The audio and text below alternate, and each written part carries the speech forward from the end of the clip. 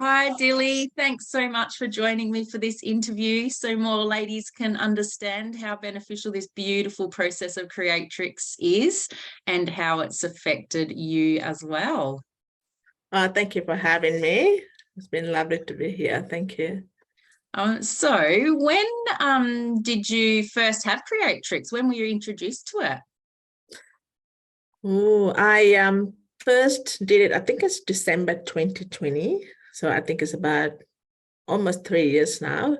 So how I get introduced to it, well, there's a bit of a big backstory, but to try and put it in a nutshell, what happened was I was appointed at that point 3 years ago. I just kind of felt I needed direction, a new direction in my life. And I needed that. I was at the point where I wanted to feel that purposeful, meaningful life. And there were a couple of options that I was thinking. I was actually thinking of counseling, coaching, and then I came across Creatrix. Funny enough, I had this video about maths talking about Creatrix come up in my feed, and it kind of piqued my curiosity about it. So that's when I reached out and then found out more about it. But I was sitting on it for like 8 months. I just couldn't decide. My overthinking was just way too much. I just couldn't decide at all. And I just finally decided at the end, I did go with Creatrix. And I'm so glad I did make that choice to go with Creatrix. So overthinking was something that was troubling you before Creatrix? Yes, you're right.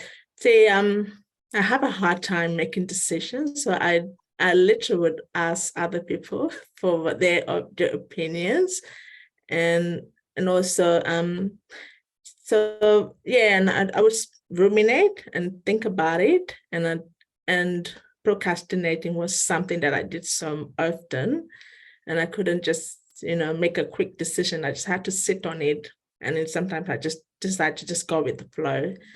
And back then, that 3 years ago, I just decided I'm just going to change my life. Like I said, I felt I needed something to feel alive inside. I just need to be able to find myself, I suppose, be able to, for so long I've been living that obligations, the expectations, living according to what people are expecting from me.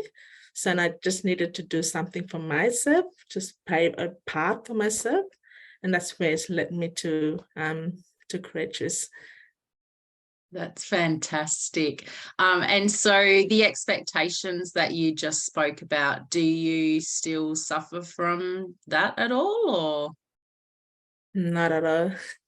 I don't even get hung up on what other people think at all. I think it's the focus.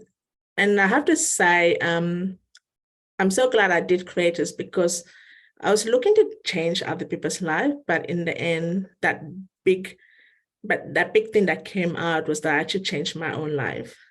So it was a big bonus for me, because I just went in there thinking, this is what I'm gonna do. This is how I'm gonna change other people's life. But actually, I changed my own life in that process. And so, it doesn't mean that I don't care about my loved ones. I don't care about what they think and all that. It just means that I'm actually prioritizing my own needs and have been able to talk to them about my own needs, being able to express myself as well.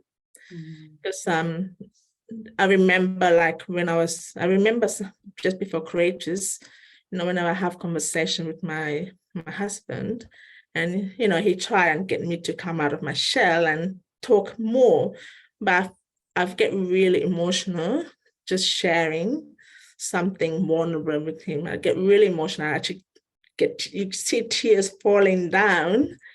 Yeah, so and he'll think that he done something wrong because he sees me upset. But it's not. It's just that because I haven't been encouraged to speak more for myself. Like growing up, I was being taught to be a good girl and listen to the adults the older generations, listen to them. And then here my husband was trying to get me to talk. And see, I don't get that tears anymore when I speak from my heart as well, and let him know my own opinions and my own thoughts. Yeah. Wow, it sounds so like so much has changed for you in such a short space of time. Yeah, absolutely. Yeah. And how's your life looking now? Because you said you were looking for a more fulfilling and purposeful life. So much better, I have to say. I feel like I'm really aligned to who I am as a person, and it's no longer about trying to fit into, other people's expectations. It's more about just, getting a little bit more clarity of where I want to go, and also not being afraid to have a go at something that really interests me. And I'll probably give an example. What I mean, like, like the women's circle, that's something that's really interests me, or the shamanic drumming. So, I'm not afraid to have a go, regardless of what sort of, there might be opinions from others. It doesn't really matter. It's all about what I want to do, what really lights me up. Yeah. Beautiful. That is awesome to hear. So nice to do the things that we want to do without the the perceived judgments that we might get. Yeah, exactly. Yeah. Yeah. And you're a transformologist as well. So how are you enjoying your transformology journey? I'm loving it. I have to say I'm loving it. I'm still part of the group as well. And I'm loving that, we have this new reset as well. This reset program that we had recently, just a couple of months. And I did that thing on anxiety, and that was amazing, I have to say, because what I noticed about anxiety is I've been like, especially I went on live.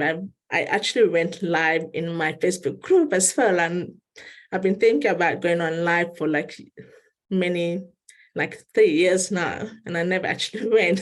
Well done. Yeah, so I'm really pumped up about that. So, and what happened with anxiety was I was worrying about, I was worrying about the words, but it won't come out in the way I want. I was worrying about, the judgments of others. I was just worrying about the future as well. So after I did that anxiety, it's actually, I noticed that I don't think about the words I have to say. It just comes, I still have that planning, I still have that outline, but it comes a bit more, I'm not worried about the words like I used to be. Yeah. Fantastic. That's huge. Like just being relieved from that. I mean, if you're always in your head worrying about the words, then it makes communication quite tricky, doesn't it? Yeah. Oh, wow. It sounds like you've had so many changes, and thank you so much for sharing them here with me today. Yeah, thank you. If you had a couple of words to say to ladies that are watching this and that are considering doing Creatrix, what would you say to them? I say just listen to your heart. If you feel that you're tired of where you are right now, and you're not feeling great about yourself inside, and you just know that you need that changes, and I say just go for it. And one thing that really helped me 3 years ago was just thinking about where I was back then, and is that the kind of life that I want to experience in the next 10 years?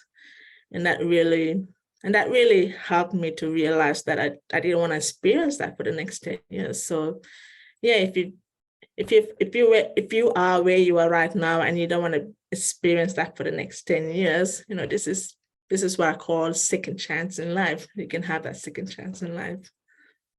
Beautiful, beautiful. Thank you so much for sharing that, and I will speak to you soon.